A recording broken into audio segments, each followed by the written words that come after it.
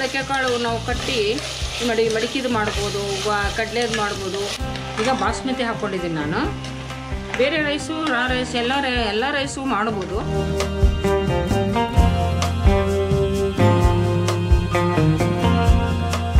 ನಮಸ್ಕಾರ. ಪಲಾವ್ನಲ್ಲಿ ಮಶ್ರೂಮ್ ಪಲಾವ್ ಇದೆ, ವೆಜ್ ಪಲಾವ್ ಇದೆ, ಪುದೀನ ಪಲಾವ್ ಇದೆ, ಆಮೇಲೆ ಇದನ್ನು ಗೋಬಿ ಪಲಾವ್ ಸಹಿತ ಮಾಡ್ತೀವಿ. ಎಲ್ಲ ವೆಜಿಟೇಬಲ್ಸ್ ಎಲ್ಲ ಹಾಕಿ ತರಕಾರಿ ಪಲಾವ್ ಎಲ್ಲ ಮಾಡ್ತೀವಿ. ಅದರಲ್ಲಿ ನಾನು ಇವತ್ತು ನಿಮಗೆ ಏನು ತೋರಿಸ್ತೀನಿ ಅಂದರೆ, ಇವತ್ತು ಮೊಳಕೆ ಕಾಳಿನ ಪಲಾವ್ ಮಾಡಿ ತೋರಿಸ್ತೀನಿ. ಮೊಳಕೆ ಕಾಳಿನ ಪಲಾವ್ ಮಾಡಬೇಕಾದ್ರೆ ಸಾಮಗ್ರಿಗಳು ಏನು ಬೇಕು ಅಂತ ತೋರಿಸ್ತೀನಿ. ಫಸ್ಟ್ ಆಫ್ ಆಲ್ ಮೊದಲು ಮೊಳಕೆ ಕಾಳು ಬೇಕು. ಈ ಮೊಳಕೆನ ಒಂದಿನ ಎಲ್ಲ ನೆನೆಸಿ ಒಂದು ಸಾಯಂಕಾಲ ಬಟ್ಟೆಯಲ್ಲಿ ಕಟ್ಟಿಟ್ಬಿಟ್ರೆ ಬೆಳಗ್ಗೆ ಅದು ಮೊಳಕೆ ಬರುತ್ತೆ. ಉದ್ದ ಮೊಳಕೆ ಬೇಕಂದ್ರೆ ಒಂದಿನ ಎಲ್ಲ ಇಡಬೇಕು ನಾವು. ಈ ಥರ ಮೊಳಕೆ ಬರುತ್ತೆ. ಅದಕ್ಕೆ ಅಕ್ಕಿ ಬೇಕು.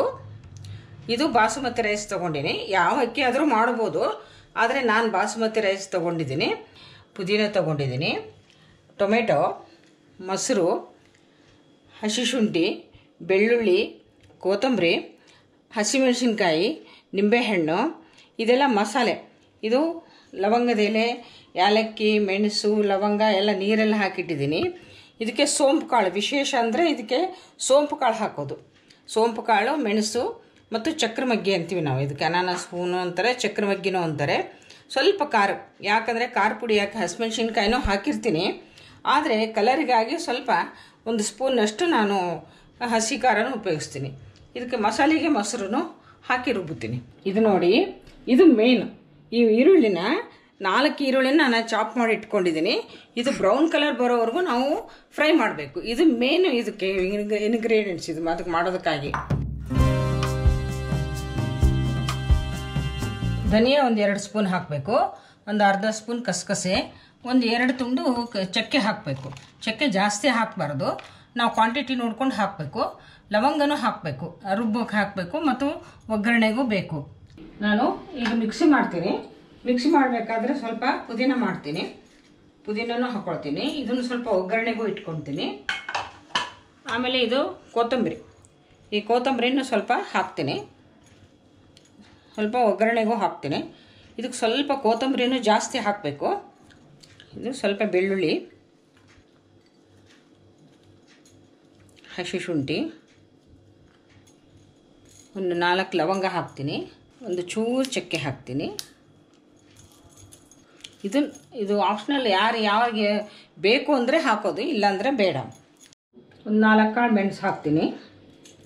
2 ಗ್ಲಾಸಿಗೆ ಅಕ್ಕಿಗೆ ಒಂದು 4 ಮೆಣಸಿನ್ಕಾಯಿ ಹಾಕ್ತೀನಿ. ಇದನ್ನು ರುಬ್ಕೋಬೇಕು ನಾವೀಗ. ಸ್ವಲ್ಪ ನೀರು ಹಾಕಿ ರುಬ್ಕೊಬೇಕು. ಹೀಗೆ ರುಬ್ಬಿಟ್ಕೊಂಡಿದ್ದೀನಿ. ಇದಕ್ಕೆ ರುಬ್ಬಿದ್ದಕ್ಕೆ ನಾವು ಮೊಸರು ಹಾಕಿ ಕಲಿಸ್ತೀವಿ. ಅದು ಒಗ್ಗರಣೆಗೂ ಹಾಕ್ತಾರೆ, ನಾನು ಈ ಮಸಾಲೆಗೆ ಹಾಕಿ ಕಲಿಸ್ಬಿಡ್ತೀನಿ.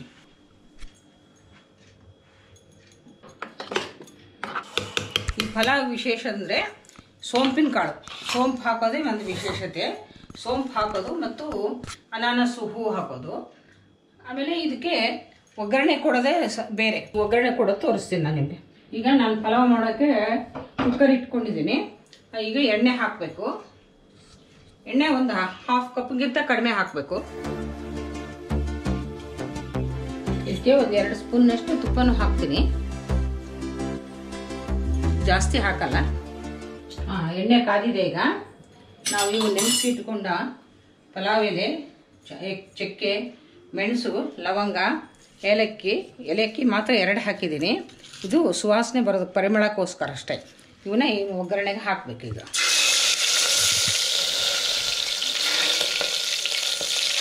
ಇದು ಹಾಕಿಂದೆ ಈರುಳ್ಳಿ ಹಾಕಬೇಕು, ಮೇನ್ ಈರುಳ್ಳಿ. ಇದು ಬ್ರೌನ್ ಆಗಬೇಕು. ಪಲಾವ್ಗೆ ಯಾವತ್ತೂ ಈರುಳ್ಳಿ ಮಾತ್ರ ಬ್ರೌನ್ ಆದರೆ ತುಂಬ ಚೆನ್ನಾಗಿರುತ್ತೆ ರುಚಿ. ಹಸಿ ವಾಸನೆ ಮಾತ್ರ ಇರಬಾರ್ದು. ಈಗ ಈರುಳ್ಳಿ ಬ್ರೌನ್ ಆಗಿದೆ. ಈ ಥರ ಕೆಂಪಾದಾಗ ಇದು ಹಸಿ ವಾಸನೆ ಹೋಗಬೇಕು. ಮೇನು ಈರುಳ್ಳಿ ಹಸಿ ವಾಸನೆ ಹೋದ್ಮೇಲೆ ಇದಕ್ಕೆ ನಾವು ಬೇರೆ ಸಾಮಾನುಗಳು ಹಾಕಬೇಕು. ಈ ರೀತಿ ಬ್ರೌನ್ ಆಗಬೇಕು. ಈಗ ನಾವು ಹಸಿ ಶುಂಠಿ ಪೇಸ್ಟ್ ಹಾಕ್ತೀನಿ ನಾನು. ಇದು ಸಹ ಹಸಿ ವಾಸನೆ ಹೋಗಬೇಕು. ಈಗ ಒಂದು 4 ಮೆಣಸಿನ್ಕಾಯಿ ಹಾಕ್ತೀನಿ. ಇದು ಜಾಸ್ತಿ ಹಾಕಲ್ಲ, ಅವ್ರಿಗೆ ಎಷ್ಟು ಬೇಕೋ ಅಷ್ಟು ಖಾರ ನೋಡ್ಕೊಂಡು ಹಾಕ್ಕೋಬೋದು. ಆಮೇಲೆ ನಾನು ಸ್ವಲ್ಪ ಕೆಂಪು ಖಾರನೂ ಹಾಕ್ತೀನಿ, ಅದಕ್ಕೆ ಖಾರ ನೋಡ್ಕೊಂಡು ಹಾಕ್ಕೋಬೋದು. ಸ್ವಲ್ಪ ಬೆಳ್ಳುಳ್ಳಿನ ಹಾಕ್ತೀನಿ. ಇದು ಚಕ್ರಮಗ್ಗೆ, ಇದಕ್ಕೆ ಅನಾನಸುನು ಅಂತಾರೆ, ಚಕ್ರಮಗ್ಗೆನೂ ಅಂತಾರೆ. ಇದನ್ನು ಪುಡಿ ಮಾಡಿ ಈ ಥರ ಹಾಕಬೇಕು, ಸುವಾಸನೆಗೆ ಹಾಕೋದು. ಇದು ಸೋಂಪಿನ ಕಾಳಿದು.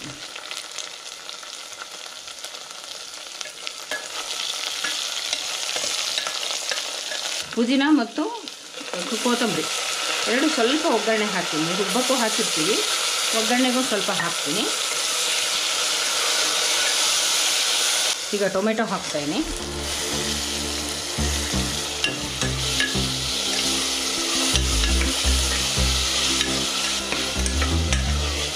ಇದು ಮೊಳಕೆ ಕಾಳು.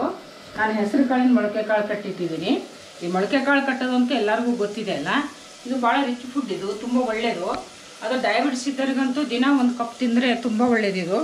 ಯಾಕಂದರೆ ಹೋದಂಥ ವೇಸ್ಟ್ ಆದಂಥ ವಿಟಮಿನ್ಸ್ ಎಲ್ಲ ಇದರಿಂದ ಬರುತ್ತೆ. ತುಂಬ ಜನ ತಿಂತಾರೆ. ಅದನ್ನು ನಾವು ಪಲಾವ್ ಮಾಡ್ಕೊಂಡು ತಿನ್ನೋಣ, ಅದು ಚೆನ್ನಾಗಿರುತ್ತೆ. ನಾನೀಗ ಹಾಕ್ತೀನಿ.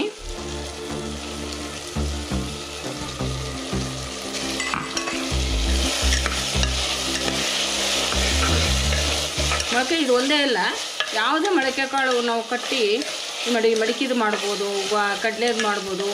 ಯಾವುದೇ ಮೊಳಕೆ ಕಾಳು ಕಟ್ ಮಾಡಿದ್ರೂ ಅದು ಒಳ್ಳೆ ವಿಟಮಿನ್ಸ್ ತುಂಬ ಚೆನ್ನಾಗಿರುತ್ತೆ, ಹೆಲ್ತಿಗೂ ಭಾಳ ಒಳ್ಳೆಯದು. ಈಗ ನಾವು ರುಬ್ಬಿಟ್ಕೊಂಡಿರ್ತೀವಲ್ಲ, ಈ ಮಸಾಲೆನ ಇದಕ್ಕೆ ಹಾಕೋಣ.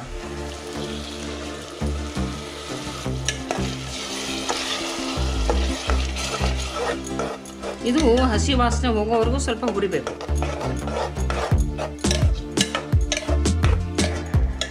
ಈಗ ನಾನು ಅಚ್ಕಾರದ ಪುಡಿ ಹಾಕ್ತೀನಿ. ಆಗಲೇ ಹಸಿಮೆಣ್ಸಿನ್ಕಾಯಿ ಹಾಕಿದ್ದೀನಿ. ಇದು ಸುಮ್ಮನೆ ಕಲರಿಗಾಗಿ ಹಾಕ್ತೀನಿ ನಾನು, ಸ್ವಲ್ಪ ಜಾಸ್ತಿ ಹಾಕಲ್ಲ.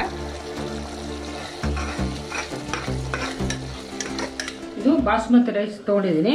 ಇದನ್ನು ನೆನೆಸಬಾರ್ದು, ಸುಮ್ಮನೆ ನೀರಲ್ಲಿ ಹಾಕಿ ತೊಳೆದು, ಯಾಕಂದರೆ ಪೌಡ್ರ್ ಹಾಕಿರ್ತಾರಲ್ಲ ಅದಕ್ಕಾಗಿ ಇದನ್ನು ತೊಳೆದು ಈಗ ಹಾಕ್ಕೊಂಬಿಡ್ಬೇಕು ನಾವು.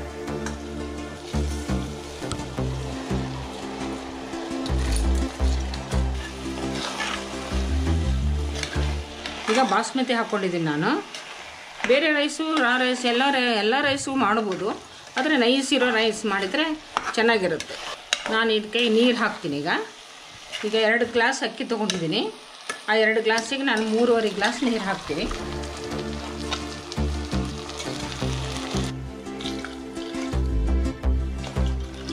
ಮೂರು ಗ್ಲಾಸ್ ನೀರು ಹಾಕಿನಿ, ಸಾಕು. ಇದಕ್ಕೆ ಅಳತೆ ನೋಡಿ ಹಾಕ್ಕೋಬೇಕು. ಉಪ್ಪು ನಮ್ಗೆ ಎಷ್ಟು ಬೇಕೋ ಅಷ್ಟು ಹಾಕ್ಕೋಬೇಕು. ಇದಕ್ಕೆ ಟೇಸ್ಟಿಗೆ ಅಂತ ಸಕ್ಕರೆ ಹಾಕಲ್ಲ ಕೆಲವು ಮಂದಿ, ಆದರೆ ನಾನು ಒಂಚೂರು ಟೇಸ್ಟಿಗೆ ಅಂತ ಟೇಸ್ಟರ್ ಥರ ಇದು ಸಕ್ಕರೆ ಉಪಯೋಗಿಸ್ತೀನಿ. ಇದ್ರ ಟೇಸ್ಟೇ ಬೇರೆ ಆಗುತ್ತೆ. ಇದು ನೋಡಿ ಎಷ್ಟು ಚೆನ್ನಾಗಿ ಕಾಣಿಸುತ್ತೆ. ಮೊಳಕೆ ಕಾಳು ಯಾವ ರೀತಿ ಕಾಣುತ್ತೆ, ಎಷ್ಟು ಚೆನ್ನಾಗಿ ಕಾಣಿಸುತ್ತೆ. ನೀವು ಮಾಡಿ ನೋಡಿ. ಎಲ್ಲ ಥರದ ಮೊಳಕೆ ಕಾಳನ್ನು ಮಾಡ್ಬೋದು ನಾವು. ಇದು ವಿಶೇಷ. ಇದು ಹೆಸರು ಕಾಳಿನ ಮೊಳಕೆ ಕಾಳು ಪಲಾವ್ನೇ ವಿಶೇಷ. ತುಂಬ ವಿಟಮಿನ್ಸ್ ಇರ್ತವೆ, ಆರೋಗ್ಯಕ್ಕೂ ತುಂಬ ಒಳ್ಳೆಯದು. ಈಗ ಇದು 1 ವಿಜಿಲ್ ಹಾಕಬೇಕು. ಇದು ಬಾಸ್ಮತಿ ರೈಸ್ ಅಲ್ಲ, ನಾವು 2 ವಿಜಿಲ್ ಹಾಕಿಸಿದ್ರೆ ತುಂಬ ಮೆತ್ತಗಾಗೋಗ್ಬಿಡುತ್ತೆ. ಅದಕ್ಕೆ 1 ವಿಜಿಲ್ ಹಾಕಿ ಸಾಕು, ತೆಗೆದುಬಿಡಿ. ನಾನೀಗ ಮುಚ್ತೀನಿ. 1 ವಿಜಿಲ್ ಬಂದ ತಕ್ಷಣ ಆಫ್ ಮಾಡ್ಬೋದು. ಈಗ 1 ವಿಜಿಲ್ ಬಂತು ನೋಡಿದ್ರಲ್ಲ, ಇದು ಆಫ್ ಮಾಡ್ಕೊಂಬಿಡಿ.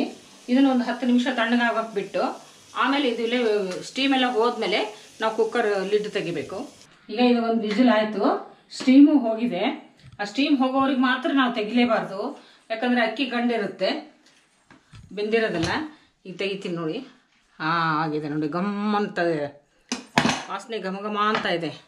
ಇದಕ್ಕೊಂದು ಸ್ವಲ್ಪ ಒಂದು ಅರ್ಧ ನಿಂಬೆಹಣ್ಣು ಹುಳಿ ಹಾಕ್ತೀನಿ ನಾನು. ಒಂಚೂರು ಕೊತ್ತಂಬರಿ ಹಾಕ್ತೀನಿ ನೋಡಿ. ಮೊಳಕೆ ಕಾಳಿನ ಪಲಾವ್ ರೆಡಿ. ಮೊಳಕೆ ಕಾಳು ಕಾಣಿಸ್ತಾ ಇದೆ ನೋಡಿ, ಅದು ಮೊಳಕೆ ಕಾಳಿನ ಪಲಾವ್ ರೆಡಿ. ತುಂಬ ರುಚಿಯಾಗಿರುತ್ತೆ ಇದು. ನೀವು ಮಾಡಿ ನೋಡಿ, ನಿಮ್ಗೆ ಇಷ್ಟ ಆಯ್ತಂದರೆ ಮಾಡಿ ನೋಡಿ, ಕಾಮೆಂಟ್ ಹಾಕಿ.